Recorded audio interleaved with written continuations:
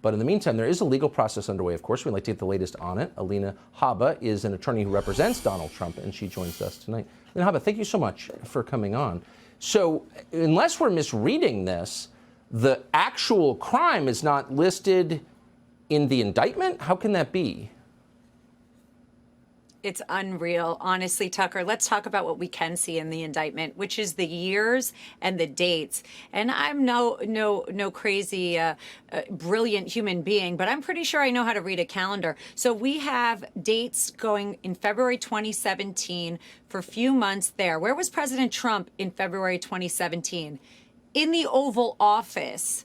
Okay, so what they're saying is there were checks written to his former lawyer while he was in the Oval Office. That's in Washington, D.C. So just on its face, what we do know from this, what he failed to put in was any factual basis, of course, as you pointed out. But what we do know, Tucker, is that he was sitting in the Oval Office. Now, explain to me how that's campaign finance interference, how that affected the election when everyone knew about Stormy in 2016.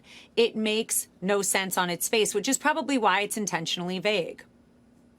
Well, sure. I mean, do companies commit federal crimes when they have their employees sign non-disclosure agreements? As every single one of them does every single day? Probably not. Look, if Trump had committed a crime and they were alleging it, I would not defend him. If he was caught bribing someone or hurting someone or stealing money.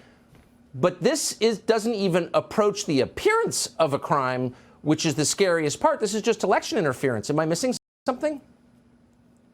No, you're not missing anything. And by the way, in order to have an effective NDA, you should probably have some consideration, which is called money, right? So for all the non-lawyers, we do this all the time. We do this all the time.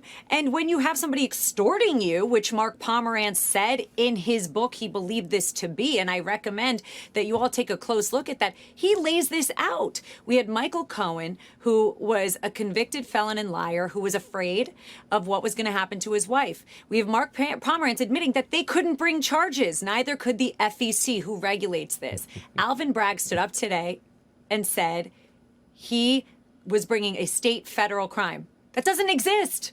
It doesn't exist. It's federal crime. It's not a state crime. It's crazy. And to hear it on NBC News today, MSNBC, with this hush money, really, how many women alleging sexual harassment or assault has NBC News paid off this year? I mean, spare us, please. I used to work there. Alina Habba, great to see you tonight. Thank you so much. Thank you. So authorities all but shut